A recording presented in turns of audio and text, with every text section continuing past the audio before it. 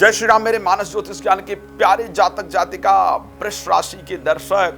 मई किस प्रकार रहेगा आपके लिए, क्या है मई में खास, कौन सा बिजनेस आपको करना चाहिए, कौन सी नौकरी की तरफ प्रयास करना चाहिए, क्या होना चाहिए क्या नहीं होना चाहिए, इन सभी विषयों पर चर्चा करूंगा। कौन से नक्षत्र क्यों अलग अलग वृष राशि के जीवन में, वृष राशि की जातक जातिका के जीवन में अलग अलग प्रकार की घटनाएं घटती हैं, इस पर मैं चर्चा करूंगा। लेकिन उससे पहले एक बात आपको बताना चाहता हूं, वृष राशि के मेरे प्यारे जातक जातिका, यदि शिव पुराण कथा, राम कथा या भागवत कथा आप कराना चाहते हैं अपने क्षेत्र में और चाहते हैं कि उस कथा के माध्यम से आपको एस्ट्रोलॉजिकल लाभ भी प्राप्त हो, आपके जो दोष हैं वो भी जीवन के दूर हों, तो आप और मेरे द्वारा चाहते हैं कि मैं आकर आपके यहाँ कथा करूं, तो प्लीज आप मुझे संपर्क कर सकते हैं, मेरे साथ बात कर सकते हैं। चलिए, वृष राशि के लिए अगर हम बात करते हैं, वैसे तो देवगुरु बृहस्पति आपके राशि में गोचर करने आ रहे हैं।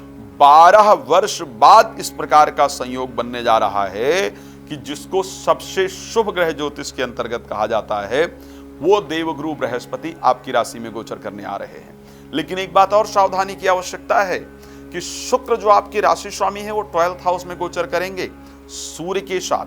क्या प्रभाव इनका होगा, तो आखिर वृष राशि बनती किससे है और क्या क्या परिवर्तन होता है वृष राशि के अंतर्गत। वृष राशि कृत्तिका नक्षत्र के 3 चरण से बनती है, जिसके स्वामी सूर्य हैं। रोहिणी नक्षत्र से बनती है, रोहिणी नक्षत्र का 4 चरण और मृगशिरा नक्षत्र का 2 चरण। कृत्तिका नक्षत्र के स्वामी सूर्य हैं। वृष राशि का जिनका पहले चरण के अंतर्गत जन्म होता है, उनको सरकारी क्षेत्र में बड़ा इंटरेस्ट रहता है, बड़ा आनंद आता है और उनको आईएएस, आईपीएस, एडमिनिस्ट्रेटिव जो सर्विसेज हैं या एडमिनिस्ट्रेशन में काम करने के लिए अपने आप को तैयार करना चाहिए। बिजनेस करना आपके लिए ज्यादा फायदेमंद होता है, सफल होता है, या नौकरी जो बड़े पोस्ट की नौकरी है उसमें ही सेटिस्फाई फील करते हैं। अच्छा, क्या करना चाहिए बिजनेस की अगर बात करते हैं, तो ऐसे कंडीशन के अंदर ज्वेलरी, फर्नीचर या मेडिसिन, इससे रिलेटेड व्यवसाय करने से आपको फायदा होता है। बहुत सारे व्यवसाय हैं, लेकिन डिटेल में इसमें चर्चा नहीं कर पाऊंगा, समय थोड़ा है। दूसरा, चंद्रमा जल तत्व से रिलेटेड लिक्विड जितने भी बिजनेस हैं या जिस बिजनेस में मां जैसा प्रेम देने की आवश्यकता पड़े या जिस बिजनेस में पानी की अत्यधिक जरूरत होती हो, ऐसे बिजनेस को करेंगे जो दूसरे चरण के लोग होते हैं। और मंगलकृत जो लोग होते हैं वो ऐसे बिजनेस के लिए प्रयास करें जो प्रोटेक्टिव टाइप के बिजनेस होते हैं, जिसमें आप अग्नि से संबंधित काम हो सकता है, पुलिस हो गया, जिम ट्रेनर हो गया, जिम का व्यवसाय हो गया, पहलवानी इत्यादि हो गया, आर्मी इत्यादि का क्षेत्र हो गया। ऐसे व्यवसाय में आपको बहुत अच्छा रिजल्ट प्राप्त होता है। अब एक बड़ा जो इंपॉर्टेंट पार्ट और है ज्योतिष के अंतर्गत, कृत्तिका के जो स्वामी हैं वो अग्नि देवता हैं। ऐसे कंडीशन में अग्नि की पूजा, होम इत्यादि जरूर करना चाहिए, लाभ होता है अगर भरणी नक्षत्र में जन्म हुआ है पहले चरण में। दूसरे के स्वामी ब्रह्मा जी हैं, तो ऐसे कंडीशन के अंतर्गत उनकी आराधना फायदेमंद होता है। और तीसरे जो नक्षत्र है जो कृत्तिका उसमें आते हैं मृगशिरा नक्षत्र के अंतर्गत, उसके देवता चंद्रमा हैं, तो चंद्र का पूजन करना, पूर्णमासी का व्रत इत्यादि करना आपके लिए फायदेमंद होता है। खैर डिटेल चर्चा और करेंगे, लेकिन आपको बता दें कि मई महीने में आपके लिए शनि 10th हाउस में गोचर ही कर रहे हैं।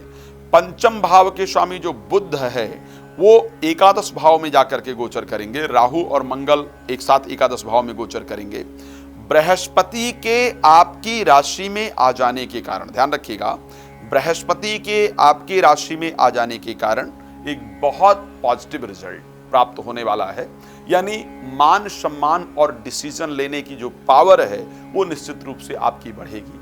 अगर विदेश से रिलेटेड कोई कार्य है, फॉरेन से रिलेटेड कोई कार्य रुका हुआ है, उसके लिए आप प्रयास कर रहे हैं या कर रही हैं, तो फॉरेन से रिलेटेड कार्य आपका निश्चित रूप से पूरा होगा।